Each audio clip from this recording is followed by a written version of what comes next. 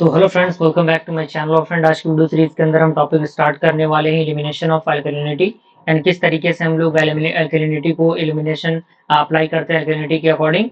तो अभी तक अगर आपने हमारे इंजीनियरिंग केमिस्ट्री के प्लेलिस्ट को एक्सेस नहीं किया तो जरूर प्लेलिस्ट को एक्सेस कीजिएगा। प्लेलिस्ट का लिंक आपको नीचे डिस्क्रिप्शन बॉक्स में मिल जाएगा, आप वहां से प्लेलिस्ट को चेकआउट कर सकते हैं। ये वीडियो को स्टार्ट करते हैं। ऑब्जेक्टिव क्या है इसका? ऑब्जेक्टिव ये है डिटरमाइन करना टाइप को और द एक्सटेंट ऑफ अल्कलिनिटी को for the given water sample.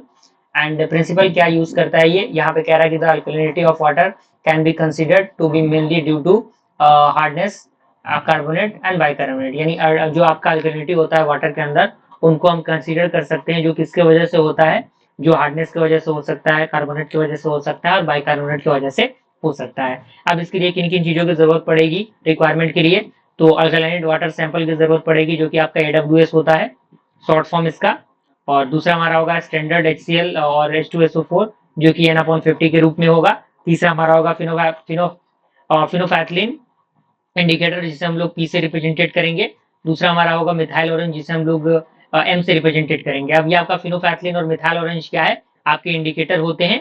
और ग्लास अपरेटस में वही है, ब्यूरेट है, पिपेट है, कॉनिकल फ्लास्क है, टेस्ट ट्यूब है, ड्रॉपर है। इन चीजों का हम यूज करेंगे। अब यहाँ पे टाइप एंड रिएक्शन की हम बात करें तो यहाँ पे थ्योरी एंड रिएक्शन की बात करें, सॉरी। तो थ्योरी क्या है, यहाँ पे कह रहा है कि अल्कलिनिटी इन नेचुरल वाटर में be constituent due to the following situation. यानी जो अल्कलिनिटी नेचुरल वाटर के अंदर होता है वो फॉलोइंग सिचुएशन की वजह से होता है, जिसमें सबसे पहले आपका आता है हाइड्रोक्साइड ओनली यानी OH माइनस, उनके वजह से। कार्बोनेट ओनली यानी CO3 2 के अकॉर्डिंग। एंड बाइकार्बोनेट यानी HCO3 के अकॉर्डिंग। हाइड्रोक्साइड एंड कार्बोनेट यानी OH माइनस और जो आपका कार्बोनेट होता है CO3। एंड ये पावर में आपका माइनस है, ये आपको साथ में नहीं लिखना है, पावर में ये है। और अगला हमारा है बाइकार्बोनेट एंड कार्बोनेट, जो कि बाइकार्बोनेट HCO3 होता है जो कि माइनस में रहेगा और कार्बोनेट आपका CO3 2 माइनस में रहेगा। ओके। अब यहाँ पे इसका रिएक्शन आप देख सकते हैं, जैसे यहाँ पे ये आपका जो हाइड्रोजन के साथ रिएक्ट करेगा H प्लस के साथ तो H2O बनाएगा। ये आपका रिएक्शन करेगा H प्लस के साथ तो HCO3 माइनस बनाएगा। और ये रिएक्ट करेगा H के साथ तो आपका H2CO3 बनाएगा। तो ये दोनों मिलकर क्या बनाते हैं, फिनोफैक्थरिन बनाते हैं। और ये जो आपके मिलकर बनाते हैं, ये ऊपर के जो दो हैं वो आपके मिथाइल ऑरेंज बनाते हैं। क्लियर? इस तरीके से आपको लिखना है प्रॉपर, आपको अच्छी तरीके से लिखते चलना है और चीजें एक दो बार देखेंगे तो समझ में आ जाएंगी। अब यहाँ पे चीजों को हम यहाँ पे ऑब्जर्वेशन टेबल के अकॉर्डिंग देखें, क्योंकि ये टेबल बहुत जरूरी है।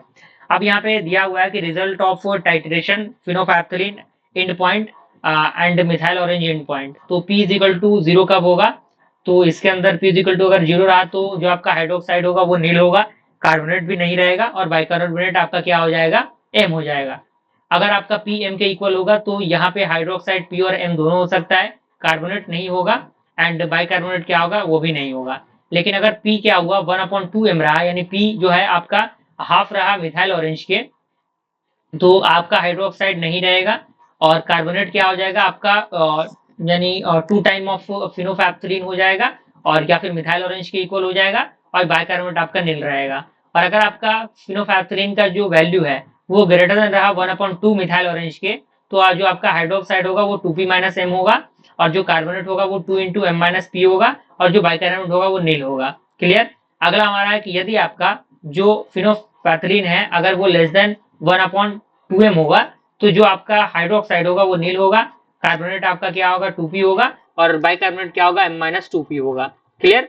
अब यहाँ पे पॉइंट कह रहा है कि alkalinity is generally expressed as a parts per million in term of CuCO3। Okay, यानी जो अल्कलिनिटी है वो जनरली किसके द्वारा एक्सप्रेस होता है, पार्ट्स पर मिलियन के द्वारा, जो कि CuCO3 के टर्म्स में होते हैं उनके द्वारा एक्सप्रेस होते हैं। अब यहाँ पे इसका ऑब्जर्वेशन टेबल दिया हुआ है, सीरियल नंबर आप देख सकते हैं। यहाँ पे वॉल्यूम है अल्कलाइन वाटर का जो कि AWS सैंपल होता है और यहाँ पे वॉल्यूम है N/50 HCl और H2SO4 सॉल्यूशन के अकॉर्डिंग। तो एंड पॉइंट और एंड पॉइंट मिथाइल के लिए और फिनोफ्थरीन के लिए दिया गया है। अगर हम 10 मिलीलीटर लेंगे तो यहाँ पे आपका 5.0 आएगा, तो यहाँ पे एंड पॉइंट क्या होगा 10.0 होगा। इस तरीके से हमने यहाँ पे लिया 4.8 तो 9.8 आया, फिर से हमने 4.8 लिया तो फिर से हमें 9.8 मिला। ओके, तो कैलकुलेशन क्या होगा P के लिए, तो AWS is equal to acid यानी N1V1 is equal to N2V2, तो N1 आपका एज इट इज रहेगा। V1 का वैल्यू कितना है, V1 आपका क्या है 10 ml है तो 10 यहाँ पे हो जाएगा। और N2 का वैल्यू क्या होगा, क्योंकि आपको पता है कि एसिड के लिए तो N/50 होगा और V2 का वैल्यू कितना दिया हुआ है 4.8 दिया हुआ है, आप यहाँ पे देखिएगा 4.8 है यहाँ पे। तो यहाँ पे हमने अप्लाई किया तो N1 का वैल्यू कितना मिला हमें, N1 का वैल्यू हमें 0.0096 N मिला। ओके, तो हमें स्ट्रेंथ कैलकुलेट करना है, तो N into chemical equivalent of CaCO3 into 1000 होगा, तो P क्या हो जाएगा, N का वैल्यू जो है वो रहेगा, उसके बाद 50 रहेगा, उसके बाद 1000। तो यहाँ से हमने किया तो P का वैल्यू 480 ppm आया।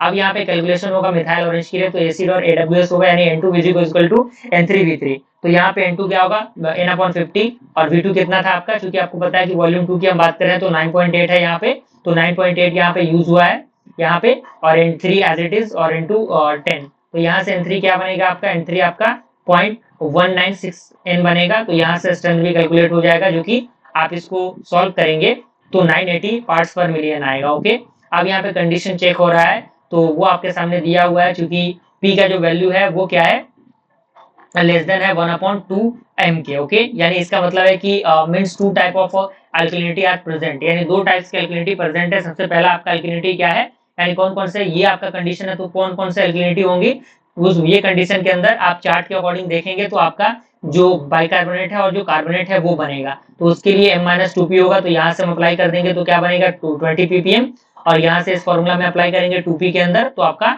960 ppm बनेगा। तो इस तरीके से हमने इस क्वेश्चन के आंसर को फाइंड आउट किया और इस मेथड को समझ लिया। मिलते हैं फ्रेंड्स अगले वीडियो में, तब तक के लिए थैंक यू।